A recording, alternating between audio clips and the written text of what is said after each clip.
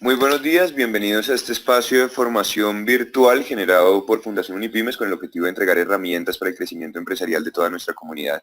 Estamos aquí reunidos para la conferencia La UGPP, Impacto, su cumplimiento legal y procedimental. Soy Miguel Gelo, junto con Juan David Alzati y María Mercedes López, les damos la bienvenida. Nos acompaña Abel Acupajita, abogado especialista en Derecho Tributario, perteneció a la firma mundial PricewaterhouseCoopers, más de 15 años de experiencia en la consultoría, asesoría y litigio en derecho corporativo, tributario y asuntos de UGPP empresarial como abogado pionero en este último tema. Esta conferencia se desarrolla en asociación con Banco de Occidente, Fundación Comeva, Arus, Envía, ETV y web.com. De esta manera y sin mayores preámbulos le damos la bienvenida a Abel, quien a partir de este momento puede iniciar la sesión. Abel, muy buenos días, bienvenido. Envió la invitación para compartir pantalla, confirmo en cuanto estemos viendo. Ya tenemos pantalla compartida. ¿Están viendo mi presentación en ese momento, Miguel? Sí, señor Abel, podemos iniciar. Bienvenido, adelante, por favor. Muchas gracias, Miguel. Bueno, bienvenidos, señores asistentes, a esta conferencia que hoy Unipymes nos abre un espacio para poder hablar o continuar hablando precisamente de la UGPP, Unidad de Gestión Parafiscal, un ente adscrito al Ministerio de Hacienda y Crédito Público. Bueno, Miguel, este tema vamos a empezar, dado que el tiempo es corto, y vamos directamente al grano con nuestros asistentes. Hoy, ¿de qué queremos hablar? Como lo decíamos en nuestro primer abrebocas por medio de Unipymes y llegando a los asistentes, no queremos hablar de tema marco, no queremos hablar de normatividad, de decretos. Eso lo podremos resumir ahora en 5 minutos. Acá lo que nos interesa hablar es sobre el impacto, la tipicidad y la falta de técnica jurídica que la UGPP tiene frente a la industria y ahora a los rentistas de capital, en este caso. Déjenme un segundo, acomodamos pantalla. Ok, frente a este tema, es importante que los asistentes, la industria, rentistas de capital, tengan presente... Abel, señor. Perdón, ¿podemos poner la presentación en pantalla completa, por favor? Sí, perfecto. Muy bien, dame un segundo. Listo, perfecto, Abel. Qué pena la interrupción, adelante. No te preocupes, ni más faltaba. La idea es que estemos todos conectados. Hay que tener muy claro, señores, que en este caso hay varios tipos de requerimientos por parte de la UGPP. Aquellos requerimientos que se inician con una actuación persuasiva y que algunos conocen como invitaciones o acciones persuasivas como tal, y otros que se desprenden a partir de la fiscalización que hace o realiza el ente administrativo y tributario UGPP, aquellos que se desprenden y provienen de los requerimientos de información. Ahora, esas acciones persuasivas las podemos considerar como actos confusos, actos que están generando finalmente impacto en la industria, así como en los rentistas de capital e independientes. En mi opinión, y aquellos que hayan tenido oportunidad de trabajar un requerimiento, les digo que sí, efectivamente, son actos confusos o ambiguos. Y de acuerdo al artículo 45 de la ley 1437 del 2011, que es el mismo código de lo contencioso administrativo y procesal administrativo, ese artículo 45 tiene una exigencia frente a las actuaciones proferidas por parte de las autoridades tributarias o administrativas. ¿Qué es? Pues que estas actuaciones sean debidamente motivadas, claras para el contribuyente, claras para el administrado. Algo que desafortunadamente no sucede con la UGPP. Pues la UGPP, si bien es cierto, es un ente nuevo no de hace 1 año o 2 años. Es un ente nuevo que nació con la ley 1151 del 2007. Solamente nació, no hay que confundir que nació y tuvo sus poderes de fiscalización desde ese entonces, ¿no? Sus poderes de fiscalización fueron dados con la reforma tributaria 1607 del 2012 en su artículo 179. Pero sí, nació desde el 2007 y empezó a tener un impacto en la industria desde el año precisamente 2012, 2013, con los requerimientos, los primeros requerimientos sobre vigencias 2011, 2012 y 2013. Hoy en día llevamos aproximadamente 5 años con este nuevo ente administrativo. Este ente que, si bien es cierto, ayuda mucho en el tema de la evasión de los aportes parafiscales, pero realmente ayuda en el sentido aplicando esas sanciones para los que son evasores, no para las compañías o los rentistas que hacen su situación bien, aplican su situación como debe ser. En este caso, desde ahí empezamos con una confusión de los actos o de esas decisiones que la unidad administrativa comienza a impartir. Insisto, generando un impacto en la industria, así como en los rentistas de capital. Hemos visto que la UGPP, desde el comienzo, y hace 5 años atrás, y ahora más aún con los rentistas de capital, está generando un proceso masivo de cobros persuasivos. No sabemos si es una cacería de brujas, no sabemos cómo están operando, pero obviamente está generando un gran impacto en la industria con sus cobros masivos. Ahora, les decía al inicio de esta presentación, son varios tipos de requerimientos. En mi opinión, se consideran unos 2 requerimientos persuasivos, 2 tipos de requerimientos persuasivos.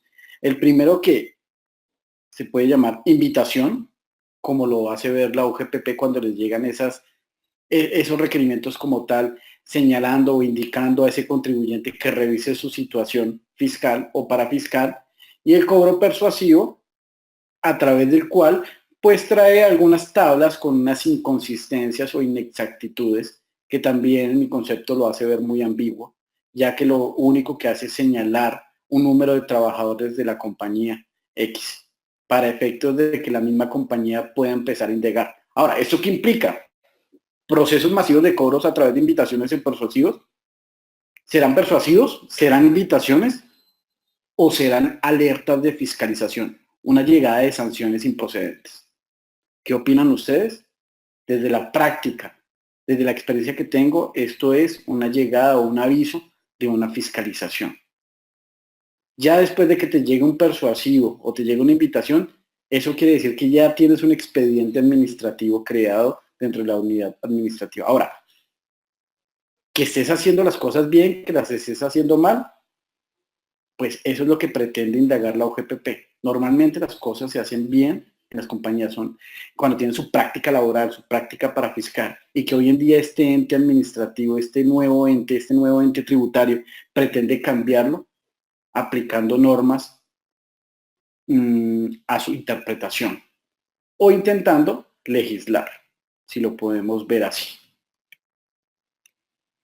Ahora, dentro de sus procesos de investigación o de fiscalización, la UGPP, de lo que hemos visto a través de la experiencia, solamente tiene un objetivo.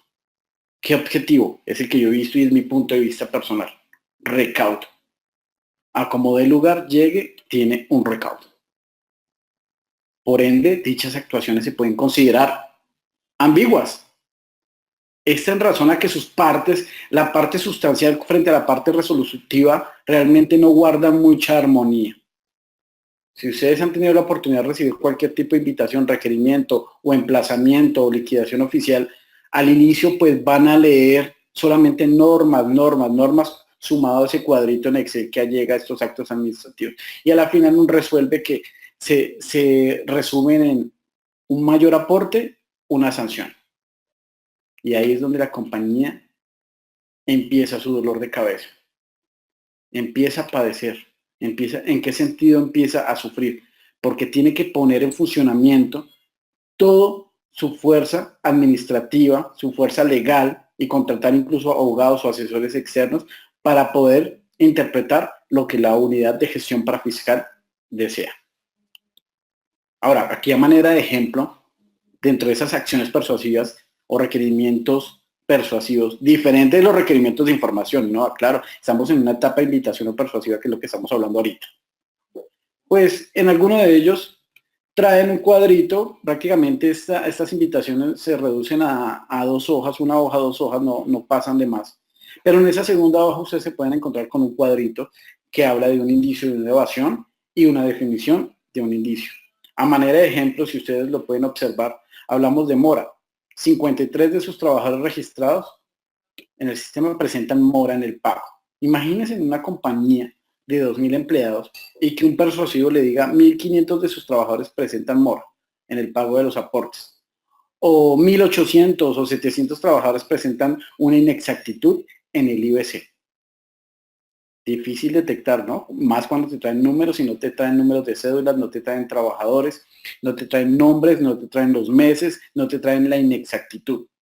¿Eso qué implica? Insisto, están poniendo a la compañía a hacer su propia auditoría contrarreloj, porque esto implica de que si no lo revisas, no lo ajustas y tienes inconsistencias, te va a llegar un requerimiento de información como tal para multarte sobre las presuntas inexactitudes u omisiones. Y ese es otro tema, ¿no? Que más adelante lo vamos a ver.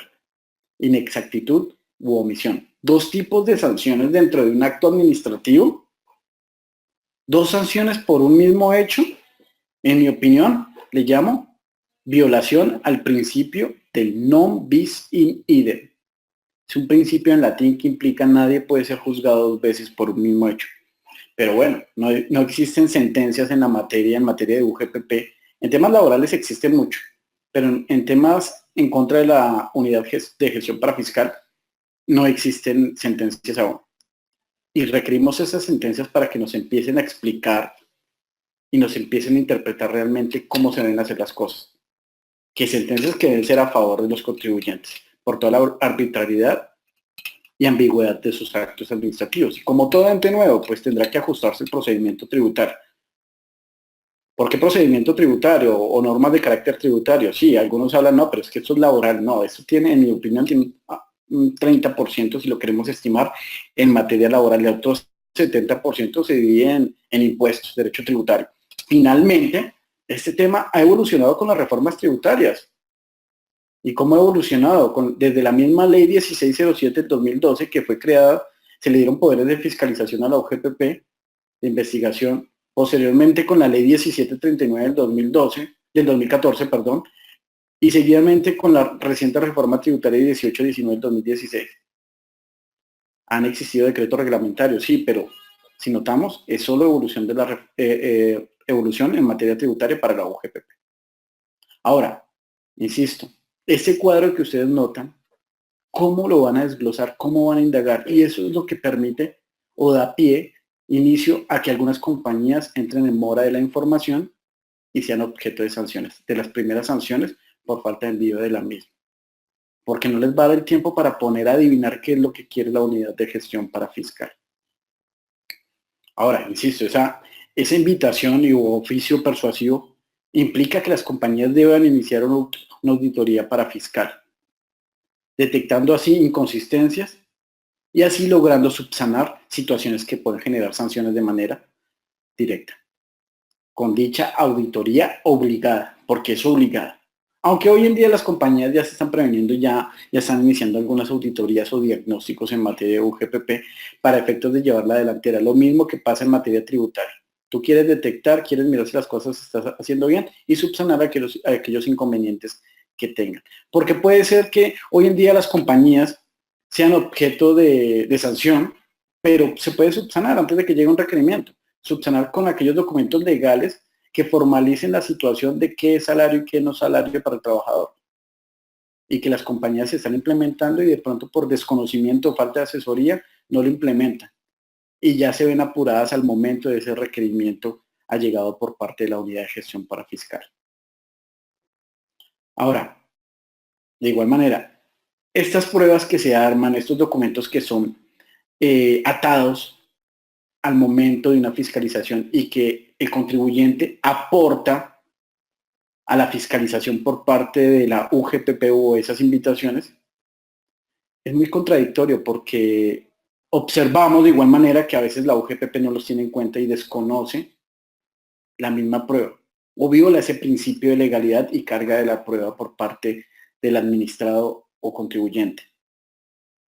Pues te desgastas trabajando para aportar 1.000 folios, 2.000, 25.000 folios, 30.000, y no estoy exagerando porque es así. Lo que más suma son las planillas cuando las aportas y copias de contratos o convenios.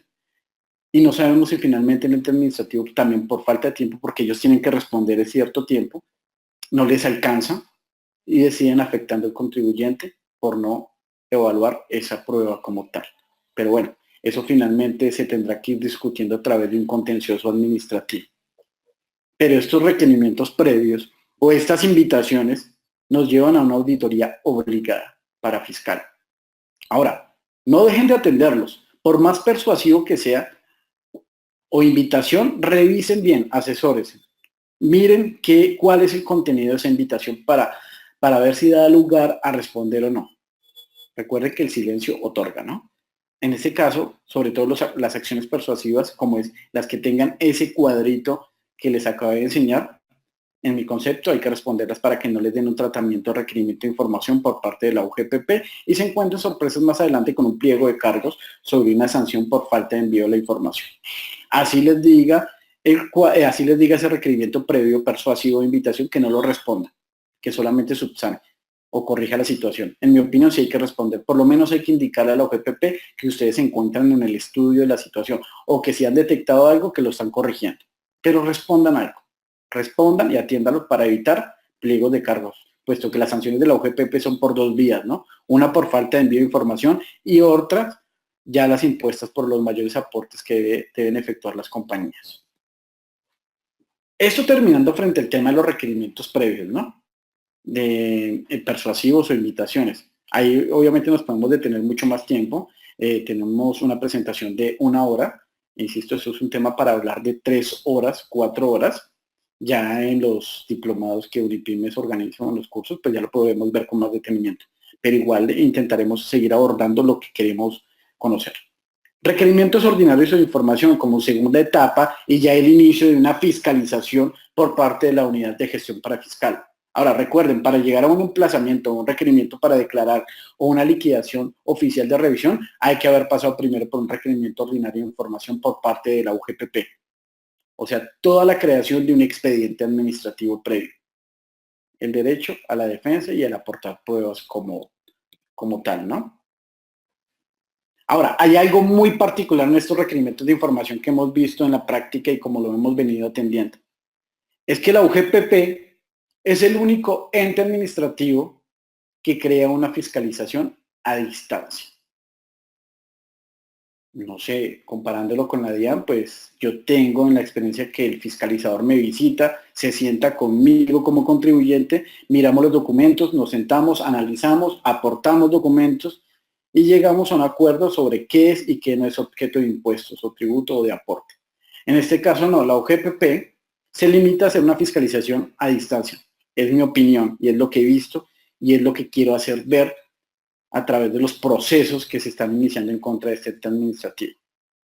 Esa fiscalización a distancia en donde le piden, ya sea con un requerimiento sencillo, enviado por correo certificado o a través de vía telefónica, porque así suele pasar, el funcionario te llama, pues no es lo mismo que la sede de la UGPP que acá en Bogotá y te ubiquen en Sucre y te llamen y te piden un documento para que lo subas a través de la página web de la misma UGPP, página web que a veces ni llegan esos documentos, lo hemos visto y obviamente la información no se llega como debe ser por culpa de, porque el servidor se cayó el último día que debía presentar, no sé, X o Y razón, y logran así que se impongan algunas sanciones en contra del administrador de los contribuyentes.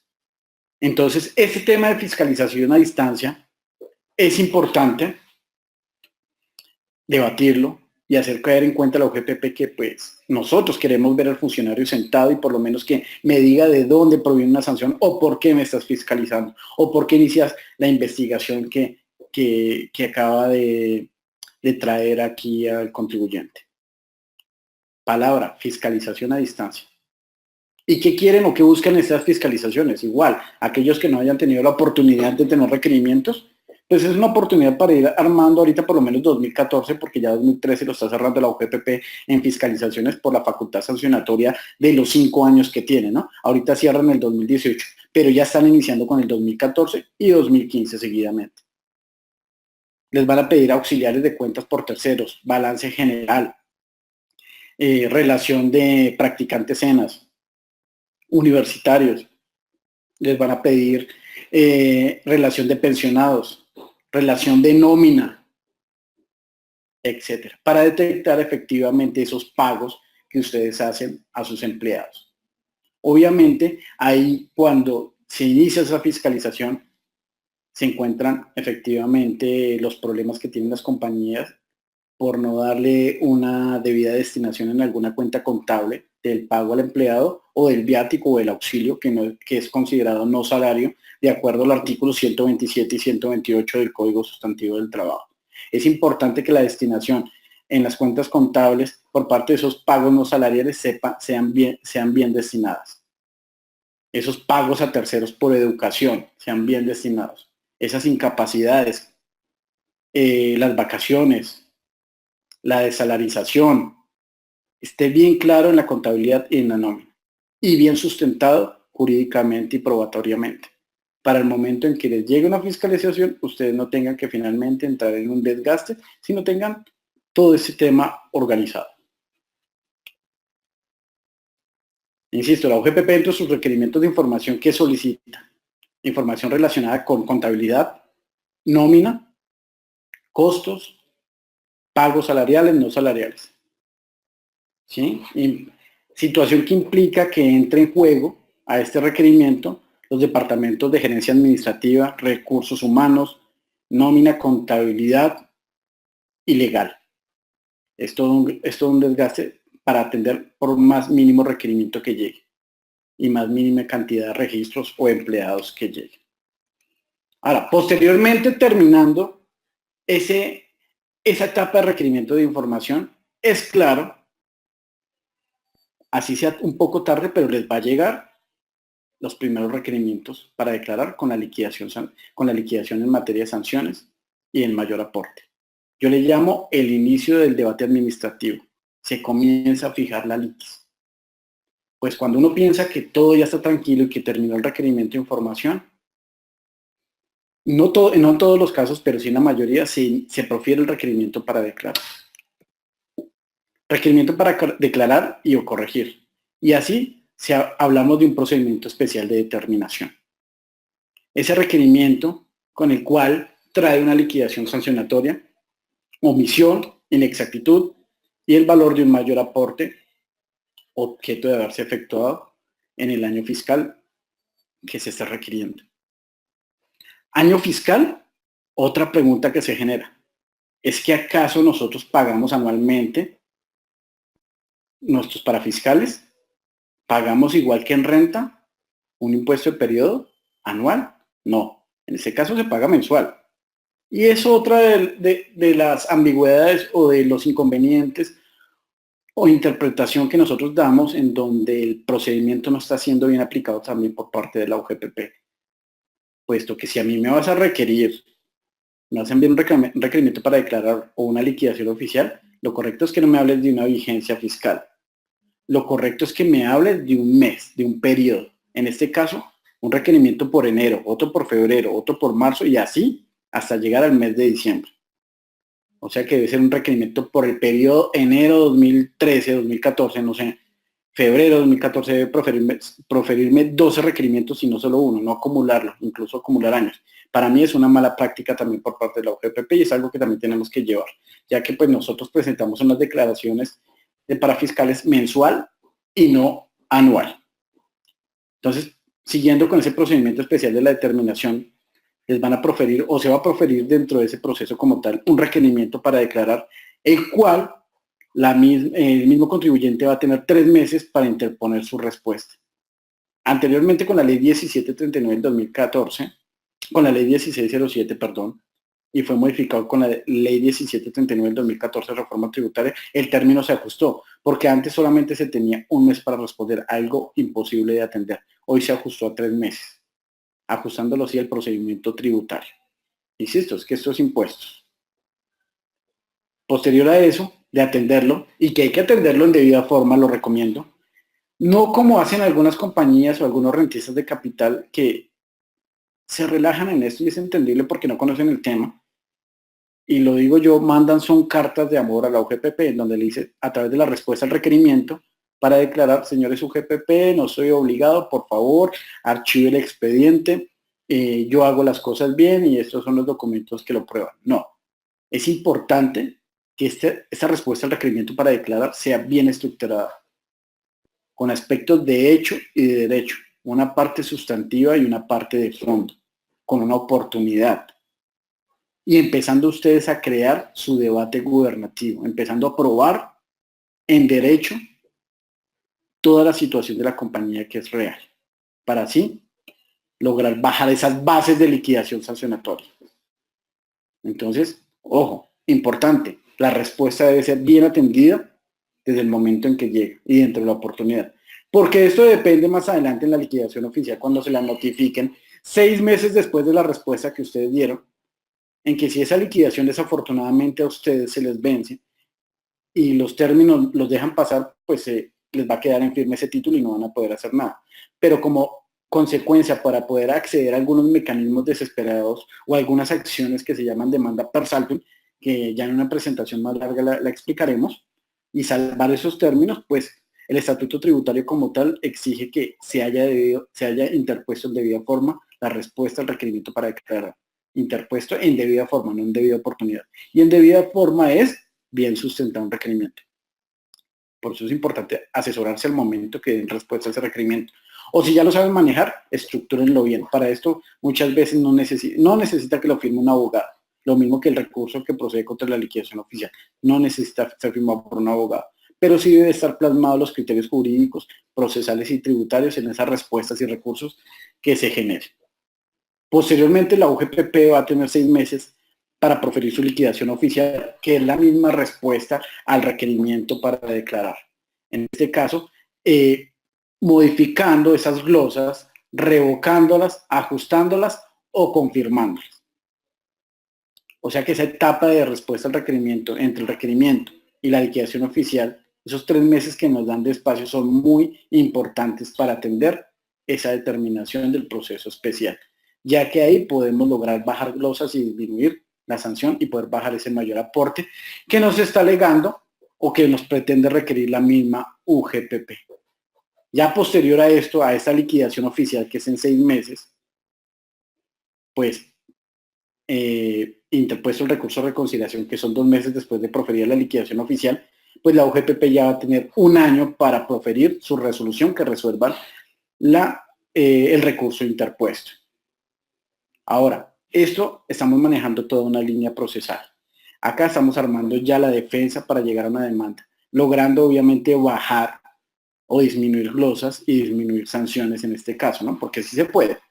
No, la UGPP, si bien es cierto, hay temas que desconocen.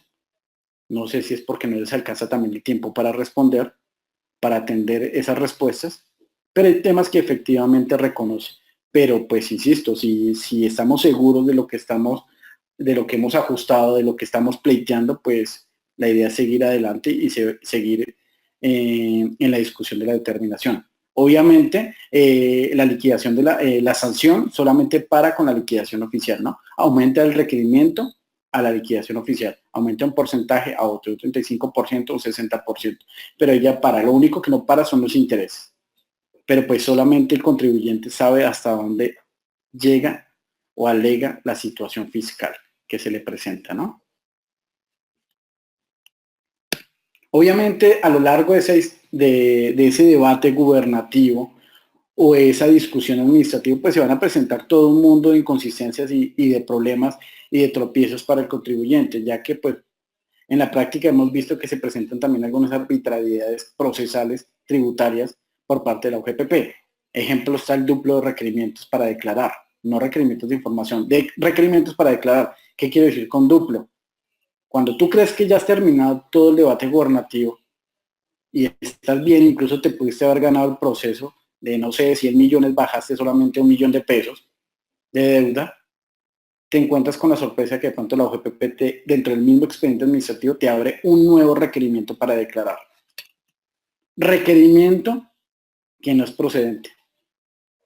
Y requerimiento que puede incluir nuevos valores, nuevos empleados cuestionados por la misma vigencia, digamos a manera de ejemplo 2013, y traen de pronto nuevos subsistemas que le hizo falta con el primer requerimiento inicial. O sea que si en el primer requerimiento inicial lo fiscalizaron y lo sancionaron por salud, cajas de compensación, ARL, y les faltó pensión, pues en la práctica la UGPP, bajo el criterio de que puede hacer cálculos actuariales, profiere un nuevo requerimiento para declarar. Pero no, ese tema no se puede hacer así. Si la OGPP pretende incluirme nuevas glosas o nuevos temas de discusión, lo debe hacer a través de la ampliación al requerimiento para declarar. O sea, 3 meses tiene después de proferirme ese requerimiento para poderlo ampliar. Y no 1 año, 2 años como en la práctica se viene viendo. Porque de entrada está violando el artículo 29 de la Constitución Política, los artículos 702, 703 y siguientes del Estatuto Tributario, 708 del Estatuto Tributario. Esto ya que pues la norma solamente da la oportunidad de que se profiera un solo requerimiento especial previo a la liquidación. 1, acá en la práctica vemos 2. De igual manera, solamente una liquidación oficial. Ahora, insisto, si la OGPP pretende incluirme una nueva glosa, un nuevo subsistema como la pensión, tiene que hacerlo a través de una ampliación del requerimiento entre los 3 meses siguientes, tal y como lo señala el artículo 708. No todas las compañías saben esto. Y muchas veces cuando ven ese nuevo requerimiento y que dice su título vigencia 2013 y ya internamente la OGPP para ellos lo han atendido, lo que hacen es dejarlo a un lado de su escritorio o lo archivan, porque presumen que es el mismo requerimiento y que seguramente es una copia que les llegó de lo anteriormente atacado. No, revísenlo, ajustenlo y respóndanlo en los mismos presupuestos fácticos y jurídicos y de fondo que deban dársele a este tema. Porque si no les va a quedar en firme. Imagínense qué dolor de cabeza nomás atender. Si es una cantidad de 100, 200, 500 millones, 1000 millones y les vuelve a llegar por el mismo tema y ya tienen discutido las primeras glosas y si se las lograron reconocer y volver a empezar y que les queden firmes, les estén enviando un mandamiento de pago por un valor que ya les habían reconocido o ya habían pleiteado o que están en demanda. Este tema hay que atacarlo porque igual la UGPP se debe ajustar al procedimiento tributario. Inspecciones tributarias dentro del término del estudio del recurso de reconsideración por parte de la UGPP. Recuerden en la determinación especial del procedimiento que les hablaba, ¿no? Requerimiento para declarar, liquidación oficial y resolución que resuelve el recurso de reconsideración.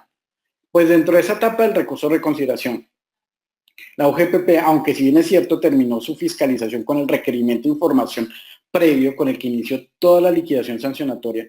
Y hoy ustedes dirán, nuevamente una facultad de inspección tributaria, otra vez a lo largo del debate, volver a empezar inspecciones, volver a dar información. Algunos dirán, o sea, imposible. ¿Por qué? En mi opinión, es fabuloso que hagan esas inspecciones, pero solamente van encajadas al recurso, o sea, al pleito. Si estamos hablando de 100 empleados, estamos debatiendo 100 millones de pesos y estamos debatiendo 2013, pues solamente se debe encajar esa inspección a esos presupuestos. No se puede salir de ahí. Por lo tanto, es fabuloso que hagan esas inspecciones. Estos son una lotería y no todo el mundo las hacen al recurso interpuesto. ¿Por qué fabuloso? Porque esta es la oportunidad procesal que tenemos, o esa es esa nueva oportunidad que tenemos para insistirle a la OGPP que las cosas las estamos haciendo bien. Y si la OGPP decreta esa inspección tributaria, ese recurso, esa discusión administrativa que se viene alegando, es porque tiene dudas y cree que finalmente el contribuyente está haciendo las cosas bien. O sea, que en este caso, si faltaron documentos, pruebas, para acreditar que las cosas se hacen bien o los aportes se están realizando en debida forma dentro de la compañía, esta es la oportunidad para aportar aquellos documentos que no fueron allegados con las anteriores actuaciones administrativas. Aprovechen esa oportunidad para acercarse con el ente fiscalizador y poder hacerlo entrar en razón que los aportes están hechos en debida forma. Efectivamente, esta inspección tributaria no fue creada con una reforma tributaria, esta fue incluida con el acuerdo 1035 del 2015, propio acuerdo de la misma UGPP, que en ese acuerdo lo pueden revisar, lo pueden bajar de la misma página de la UGPP, acuerdo 1035 del 2015, que habla y ratifica qué es salario y qué no es salario, ajustando aquellos preceptos en el artículo 127 y 128 del Código Sustantivo del Trabajo y aplicando algunos temas de ampliación en términos a las respuestas a los requerimientos de información. ¿Sí? Ahora, hay que saber manejar muy bien ese acuerdo 1035 y cómo aplicarlo cuando necesitemos atacar alguna decisión o solicitar alguna ampliación de términos. No todo el mundo conoce sobre los términos, en este caso, que la UGPP da de 15 días para llegar a una información o de un mes máximo, podemos jugar con los términos y podemos ampliarlos a los 3 meses, tal como nos lo señala el 1035 del 2015. Esos términos que pues son a favor del contribuyente en este caso. Entonces es importante, jueguen con ese acuerdo 1035 del 2015 y sobre eso, con eso van a tener una guía o se van a poder interpretar el tema de qué es salario y qué no es salario para efectos de aportes para fiscales. Algo que la misma UGPP reitera que es. Ahora, que en la práctica lo apliquen, difícil. Pero igual tenemos una norma base en este caso. Incompetencia de la UGPP para la determinación de vigencias fiscales y retroactividad de la misma. Pues esto aplica para rentistas de capital y aplica para UGPP empresarial. ¿Por qué incompetencia? Ya 2012 fue cerrado la fiscalización, pero para aquellos que fueron fiscalizados por ese año, la ley que le dio facultades de fiscalización a la UGPP fue la ley 1607 del 2012, reforma tributaria de ese momento. Y por lo tanto la misma entró su vigencia en diciembre del 2012. ¿Qué quiere decir? Que la misma tiene efectos hacia el futuro. Por lo tanto, la UGPP solamente estaba facultada para requerir 2013 y siguientes. Sin embargo, requería 2012 y anteriores. En mi concepto, se le aplica la retroactividad de la ley en espacio y tiempo. De igual manera pasa para los rentistas de capital independientes y, bueno, en este caso más rentistas de capital e independientes y no prestadores de servicios. ¿Por qué? Porque para los rentistas de capital independientes fue creada la ley 1753 del 2015. Ley 1753 que entró en vigencia en junio del 2015 como tal, junio-julio, por lo tanto tiene los mismos efectos hacia el futuro y esta habla sobre un sistema de presunción de ingresos para aquellos rentistas de capital independientes, en su artículo 135. Pero ahora, esta ley no ha sido reglamentada, o sea que en mi concepto no hay sustento jurídico de la UGPP para requerir aportes sobre el 2015 y anteriores y hacia el futuro. Ahora, sin ser suficiente, de igual manera, esa ley, esa 1753 en materia de rentistas de capital, entró su vigencia en junio. Quiere decir que a partir de julio solamente tiene efectos. O sea que los requerimientos que hoy está emitiendo o esos persuasivos por parte de la UGPP hacia los rentistas de capital independientes por el año grabable 2015 y 2014, en mi concepto, no tiene fundamento jurídico, ya que la norma nos ha creado. Sí, que existe la obligatoriedad de hacer aportes a la seguridad social, pero no había un sistema de presunción de ingresos anterior. Solamente con la ley 1753 del 2015 se creó ese sistema de presunción. Por lo tanto, aquellos que les lleguen requerimientos del 2014 y 2015, se puede discutir y se puede debatir. Pero igual, insisto, hay que llevarlo a un contencioso para que resuelva esa controversia de criterios. Y a través de esos requerimientos en materia de rentistas de capital, pues hay muchos, ¿no? Requerimientos sobre ingresos por dividendos, ingresos por arrendamientos, por utilidades, y en este caso que algunos se preguntarán, ¿por dividendos cómo requiere? En este caso se debe hacer los aportes por los ingresos efectivamente recibidos. Ejemplo, o sea que si te decretan un dividendo del año grabable de 2016 y te lo pagan en el 2017, pues es en el 2017 que debes hacer los aportes a la seguridad social, no en el 2016, porque el ingreso efectivamente recibido lo estás teniendo en el 2017. Y no como en la práctica la UGPP que coge la declaración de renta de ese rentista de capital y toma el ingreso a manera de ejemplo 120 millones de pesos y te lo divide en 12, entonces ella presume que son 10 millones de pesos mensuales. Y no te tiene en cuenta en la fiscalización en cada mes qué ingreso obtuviste para efectos de los aportes. Y te liquida y te sanciona. Esos temas hay que debatirlos. Hay un concepto en materia de dividendos de espíritu de justicia que nosotros elevamos a través de derecho de petición el año pasado y que lo tenemos bien estimado en este caso. Hay una falta de motivación de los actos administrativos, insisto, de acuerdo al artículo 45 de la ley 1437 del 2011, nuevo Código de lo Contencioso Administrativo. Todo acto administrativo debe ser debidamente motivado y no hacer lo que hace la UGPP hoy en día, que adjunta un cuadro en Excel para que el mismo contribuyente tenga que descifrar qué es lo que quiere la UGPP. En mi concepto, esto es una motivación abstracta y ambigua. Es algo que no entiende el contribuyente. Eso también se ataca. Algunas de las otras irregularidades que detecta la UGPP dentro de esos requerimientos y podemos detectar porque, insisto, hay que revisar bien esos nuevos requerimientos que llegan posteriores a los anteriores, pues vamos a encontrar inclusión de nuevos hallazgos en los actos administrativos siguientes, una indebida coordinación entre la parte emotiva y resolutiva en cuanto a la imposición de la sanción, ausencias de fundamentos de hecho y de derecho. Por eso es importante revisar todo lo que llegue, porque pues no sé si es un desorden administrativo o funcional que tiene la UGPP, pero muchas veces llega lo mismo. Igual hay que atenderlo, porque si no nos va a quedar enfermo. Inseguridad jurídica, falta de un espíritu de justicia. Ya esto dentro de la falta de ética, de técnica jurídica que tiene la UGPP. ¿Por qué falta de espíritu de justicia? Pues en sus cobros coactivos, ya que se inician después de haber agotado toda la vía administrativa, todo el debate.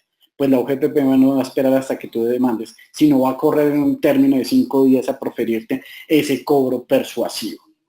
Ese cobro persuasivo coaccionándote que si no le pagas, pues te va a embargar. Empieza una presión jurídica, una inseguridad como tal, una coacción para evitar que nos embargue. Pero para esto también hay una respuesta, ¿no? Y hay que contestar esas acciones de cobro persuasivo y coactivos con herramientas jurídicas que tenemos. Y entre esas está el concepto que les estoy señalando y que acá lo traigo a colación. Es un concepto del 28 de abril del 2017, en donde habla, dentro de varias cosas que se tratan sobre ingresos, dividendos y rentistas de capital, porque pues la mayoría va encaminado para rentistas de capital, pero habla sobre un espíritu de justicia, en donde la UGPP, ella misma nos responde que tiene un reglamento interno de cartera, ¿sí?, que fue adoptado mediante la resolución 691 del 2013, y en donde prácticamente dice que ellos tienen 5 días para proferir el cobro persuasivo, después de proferir la liquidación oficial, interpuesto el recurso de reconsideración contra la liquidación oficial, y después de ese primer cobro persuasivo ellos tienen que parar 5 meses y darle como la oportunidad al contribuyente que se defienda a través de los mecanismos judiciales. Pero en la práctica no pasa. En la práctica te van a llegar 5 días, 15 días, cobros persuasivos amenazándote que te van a cobrar, te van a embargar. Pero para eso existen estos mecanismos, insistiéndoles a la UGPP que ellos tienen su propio reglamento interno de cartera y que lo deben respetar. Acá lo tienen en la presentación, ese radicado, ese número de conceptos. Si no lo ubican, si no lo encuentran, con gusto me pueden escribir a mi correo y yo se los comparto. Es un muy buen concepto que habla de rentistas de capital y habla de espíritu de justicia y sobre el cual habla también de cauciones y cómo parar un poco a la UGPP en su trámite coactivo. Y yo creo que les puede ser de gran ayuda para aquellos que en este momento se encuentran. Igual estamos también para atender cualquier inquietud. ¿Cuáles son las actuaciones sancionables por parte de la UGPP? La omisión de la afiliación, el no pago de aportes en las fechas determinadas por el gobierno, inexactitud en las declaraciones, no suministro de la información, incumplimiento por parte de la administradora a las instrucciones impartidas por la UGPP. Ahora, ¿será que todo esto es sancionable por parte de la UGPP? ¿Sancionable hasta 2 veces por un mismo hecho, como lo hablábamos? Violando así el principio del non bis in idem, nadie puede ser juzgado por 2 veces por un mismo hecho. Pues sí, en la práctica la UGPP emite varias sanciones en el mismo acto administrativo. Ahora, ¿hasta dónde es legal esas sanciones? Pues todo esto lo estamos llevando a una corte. Y esperamos en 8 años tener respuesta, o por lo menos en los primeros 5 años.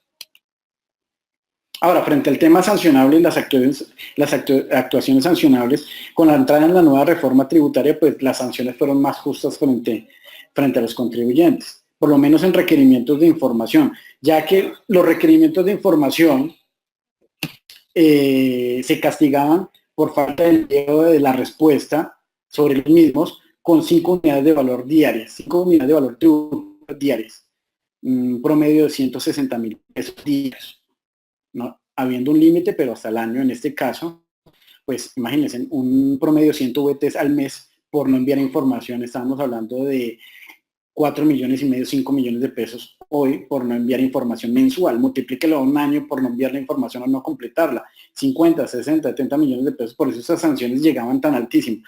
Pero hoy en día con la reforma tributaria fue ajustada esa sanción, ya limitándola por el primer mes o fracción 30 VT y así progresivamente. Pero ya bajamos de 120 VTs en el primer año a 30. Entonces, revísense en ese artículo 314 y con eso se pueden guiar al momento que lo sancionen por falta de envío de información, por si les llega una sanción mal liquidada y poderla pleitear o ajustarla con la misma UGPP.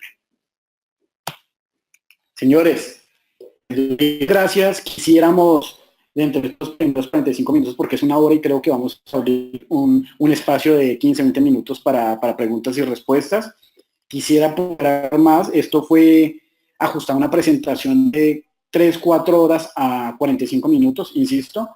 Si la quieren tomar, Pymes la puede abrir y ya entramos en más detalle y vamos a ver muchas más cosas, pero pues esto es para explicar cómo pueden por lo menos tener en cuenta el momento de llegar a un requerimiento como tal y poder asesorar, poder trabajar al momento que les implementan. Las gracias por escucharme, por estar aquí presentes y soy todo un servidor para ustedes por lo que de aquí en adelante. Y bueno, Miguel, yo creo que si deseas podemos abrir un espacio para preguntas. Por supuesto, Abel, abrimos espacio para preguntas. Les recuerdo que para interactuar con Abel lo pueden hacer a través del micrófono haciendo clic en la manito de color verde o pueden formular sus preguntas y comentarios vía chat. Antes de iniciar con la ronda de preguntas, vamos con nuestra acostumbrada encuesta interna para conocer sus apreciaciones con respecto a la conferencia. Para contestar, solo deben dar clic en una de las opciones en pantalla. La pregunta es, ¿se desarrolló con claridad la conferencia de hoy? Se desarrolló con claridad la conferencia de hoy. Para contestar, solo deben dar clic en una de las opciones en pantalla. Les recuerdo que para nosotros es muy importante que realicen el sondeo, pues es la manera en que evaluamos a los conferencistas. En pantalla también van a tener el correo al que le pueden hacer llegar a Unipymes, a Fundación Unipymes, las inquietudes que no podamos resolver en vivo, las que surjan a partir de la sesión. Y en la parte derecha cerramos el sondeo. En la parte derecha también van a ver publicidad de nuestro próximo programa. Por ahora iniciamos con pregunta. Piden la palabra a Mónica Henao, a quien abre el micrófono. Mónica, buenos días. ¿Ya, Mónica? Bueno, no pudimos establecer comunicación con Mónica. También, bueno, vamos con preguntas del chat. Pregunta Alfonso Lidoro. Ah, bueno, ya. Luego lo vamos a ampliar este tema, sí, señor Alfonso. Correo. Dice Laura Sierra, ¿cuál es el plazo para dar una respuesta a una acción persuasiva? Bueno, claro que sí. Es una acción persuasiva, un plazo como tal no hay, pero es importante por eso revisar esas acciones persuasivas porque de pronto la interpretación de nosotros trae un término oculto. Normalmente esas acciones persuasivas te dicen es dentro del mes siguiente haz la corrección o haz tus ajustes. Ahí está el término, entonces opinaría que es un mes. Normalmente por ley no existe el término como tal, pero igual se recomienda atenderla antes del mes siguiente del mes de haber sido notificada esa acción persuasiva. Muchas gracias, Abel. Pregunta Zulma Yanet García. Por favor, me repite qué ley o artículo nos ampara ante lo confuso de los requerimientos acerca de que las acciones deben ser claras. Claro que sí. El artículo que ampara en estos temas de las actuaciones persuasivas, de las acciones que han sido emitidas por los entes, es el artículo 45 de la ley 1437 del 2011. En este caso, artículo 45 del Código Contencioso de lo Administrativo y Procesal. Ese es el fundamento jurídico fuerte. Gracias, Abel. Pregunta Carlos José Gómez. ¿Los pagos por vacaciones se toman como base para aportes a seguridad social? ¿Me repites la pregunta que no la escuché bien, Miguel? Qué pena. Sí, señor, por supuesto. Dice Carlos, ¿los pagos por vacaciones se toman como base para aportes a seguridad social? Sí, claro que sí. Esos son uno de los aportes que incluso más discute la UGPP porque no ha entendido esta situación o una interpretación que se da sobre todo sobre los cortes que hacen en los periodos de vacaciones, ¿sí? Ya que el IBC debe ser calculado con la totalidad del sueldo y de las vacaciones en el primer corte del mes en que sale ese trabajador a vacaciones y en el segundo pues pagarle los días, en este caso de trabajo a ese empleado, pero pues el aporte se hace desde el primer mes y como base las vacaciones desde que sale ese empleado. Gracias, Abel. A ver, le abro el micrófono a Luis Enrique Torres, quien pide la palabra. Luis, bienvenido. Buenas tardes, ¿cómo están? ¿Cómo demuestro yo las correcciones que haga cuando me hacen un aviso previo, inicialmente que no tiene fecha de plazo? ¿Cómo demuestro que ya se hicieron las correcciones? Porque tampoco me dicen cómo contestarlo. Y me toca adivinar qué es, o sea, entrar a hacer mi auditoría interna, verificar qué fue lo que pasó. Okay. En este caso, la UGPP y el sistema presume, y según la UGPP, ellos detectan automáticamente con el operador, ¿sí? Pero pues se recomienda es que aportes todas las planillas sobre las correcciones que has hecho. Ahora, ¿cómo las detectas y sobre qué debes corregir? Ese es el gran dilema porque es una de las ambigüedades. Te obliga a revisar todo el año que te están invitando y te implica entrar en un desgaste a mirar trabajador por trabajador y detectar y confrontarlo entre la nómina y entre los aportes efectuados para mirar de pronto en qué descuidaste o qué omitiste. Y si está bien, estás pagando bien, de pronto porque la OGPP presuma que esa bonificación, ese pago no salarial hace parte de la base, pues tendrás que tenerlo ahí bien soportado para el momento que te profiera un requerimiento de información o una fiscalización. Pero en la etapa persuasiva, cuando te invitan a corregir, ¿cómo haces para detectar? Te implica que tienes que entrar efectivamente a indagar. Eso es uno de los problemas con la UGPP, porque se genera una fiscalización a distancia que implica que tú tengas que indagar y violando así ese artículo 45 del Código Contencioso Administrativo. Pero es muy difícil detectar. Te implica hacer una auditoría y detectarlo. Y si ya lo detectaste, pues aportar las copias de las planillas, aportar las planillas o copias de las mismas en donde se evidencie la corrección. Muchas gracias, Abel. Le abro el micrófono a Natalie Franco. Natalie, bienvenida. Gracias, ¿me escuchan? Sí, Perfectamente. perfecto. Sí, señor. Mira, es que nosotros ya recibimos el requerimiento, dimos respuesta y este año nos llegó la verificación de pago expediente de cobro, ¿sí? Entonces, este requerimiento se puede entrar nuevamente pues a discutir o ya este cobro hay que pagar la sanción porque ya pues los intereses ahí nos muestra hasta el 5 de febrero del 2018. Entonces Pero, quisiera preguntar. ¿qué tipo de requerimiento es? ¿Requerimiento para declarar, corregir o mandamiento de pago o requerimiento de información? En el título lo sabes, en el título del acta. Y para Del que poderte me dar la... llegó este año se llama verificación de pago expediente de cobro número 87. Eso fue al requerimiento que nos llegó el año pasado. Una respuesta, el año pasado nos llegó la respuesta al requerimiento que se envió en el 2016. El año pasado no se le dio respuesta a ese requerimiento y este año nos llegó ya la verificación del pago de ese cobro, del pago expediente de ese cobro. Quiere decir que ya tienes un expediente de cobro coactivo, por Sí, lo que señor. me cuentas. Entonces ya ahí estás en la etapa de mandamiento de pago. Posiblemente dejaron vencer las últimas etapas en el recurso de reconsideración, lo que explicaba. Hay que revisar bien que les hayan notificado debidamente. Pero si es así, ya ustedes están en la etapa de pago, en la etapa de coacción, de que si no pagan, pues los van a embargar. Están verificando efectivamente que hayas pagado. Tendrás que responder, es importante responder si ya pagaste, pues indicar todos los comprobantes y las planillas que ya pagaste. Si no has pagado, pues entrarás en un término de mandamiento de pago en donde tendrás que excepcionar, interponer las excepciones dentro de los 15 días siguientes. Pero sí sería muy importante conocer ya todos los antecedentes, esa línea procesal atacada con la compañía para ver realmente si el mandamiento de pago o ese cobro que ahorita te están haciendo es legal. Pero así por lo que me cuentas, sin conocer el expediente, ya estás en cobro coactivo sobre una actuación que ya discutiste hace más de un año.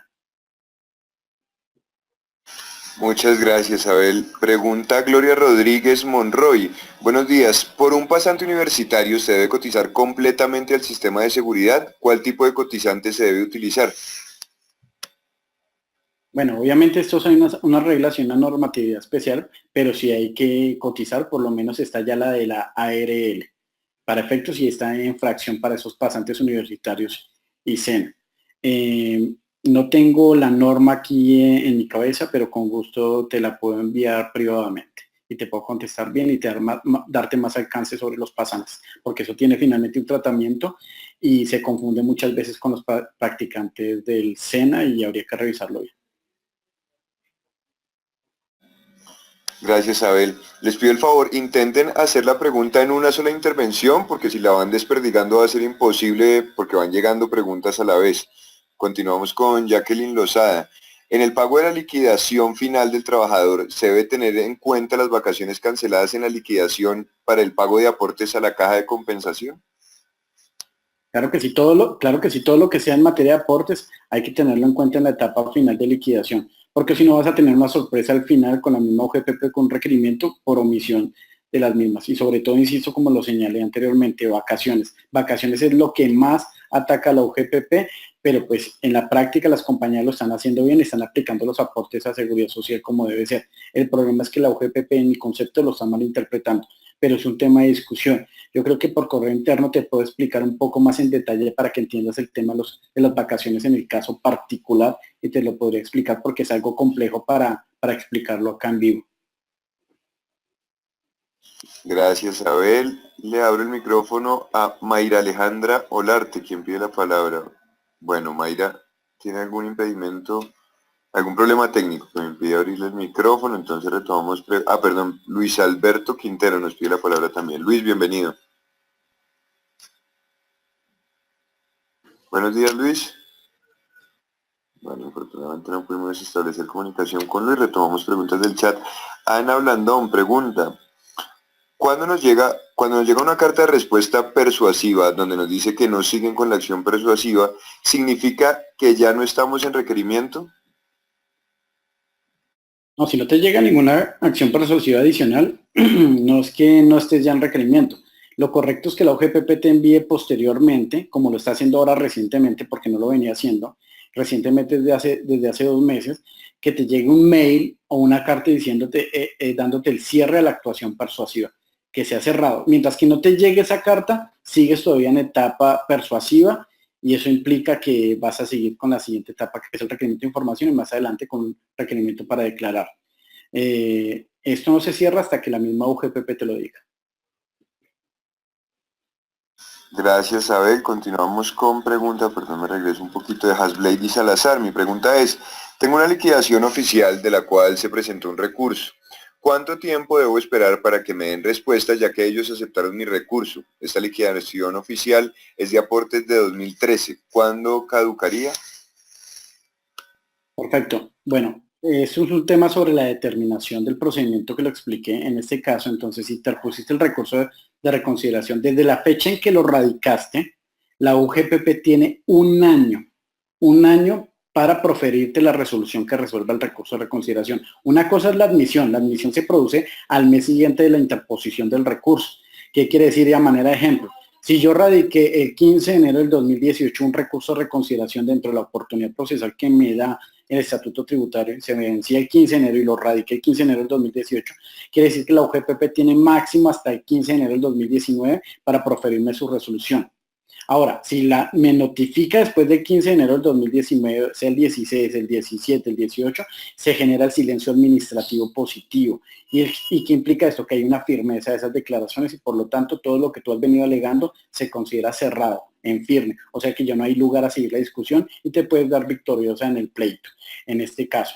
Pero desde el momento, el término lo cuentas un año después de la interposición. Ahora, en la práctica que hace la UGPP, y lo hemos visto y precisamente ayer con un cliente lo revisábamos. Se les vencía el término el 28 de enero para proferir la resolución que resolvía ese recurso de reconsideración, la notificó el 29, un día después, o sea, ya se generó el silencio administrativo, pero en el acto le puso fecha de diciembre. No sé si pretende hacer entrar en confusión el contribuyente, pero la fecha del acto no cuenta, es la fecha de notificación. Abel, muchísimas gracias por la conferencia de hoy. Infortunadamente por cuestiones de tiempo no podemos seguir resolviendo en vivo, sin embargo en pantalla tiene el correo al que pueden hacer llegar las preguntas, consultoria@unipymes.com. También la invitación, primero para el programa que va a dictar Abel en marzo y segundo para el programa Gestión de Peligros y Riesgos en el Ambiente Laboral, que inicia el 1 de marzo a las 6:30 p.m. Vamos a tener clases jueves y viernes de 6:30 a 8:30. Pueden tener más información en www.tiendaempresarial.com o dirigirse a ventas@unipymes.com. También está el contacto en pantalla de Natalia Gaitán. No sé si Abel quiera decir algo, andar un poquito más en el programa que vamos a realizar en marzo. Sí, Miguel, precisamente este programa, que creo que es de 14 horas, va a ser muy atractivo porque no lo va a dictar solamente yo. En mi firma lo vamos a dictar varios abogados a la vez. O sea, que esto qué implica, que vamos a interactuar y vamos a ver varios abogados hablando sobre un tema a manera de tertulia y hacerlo más didáctico para los asistentes. O sea que no van a ser 14 horas con el mismo asesor, sino vamos a estar interactuando todos en materia de respuestas y conferencia para ustedes Unipymes. Es un tema y es algo que queremos darle a los asistentes para que tengan oportunidad, incluso en el momento de preguntas y respuestas, puedan no solamente tener un abogado, puedan tener 2, 3 abogados atendiéndoles estas inquietudes y que somos especialistas en la materia. Entonces, a manera de tertulia y como una clase magistral lo vamos a editar y va a ser muy didáctico para todos ustedes, porque pues no se van a limitar solamente a un conferencista, sino a varios en una misma presentación. A ver, nuevamente, en nombre de Fundación Unipymes expresamos nuestro agradecimiento y a ustedes, señoras y señores, les damos las gracias por su permanencia y atención. Los esperamos el próximo miércoles para una conferencia más de Fundación Unipymes. Feliz día y hasta pronto.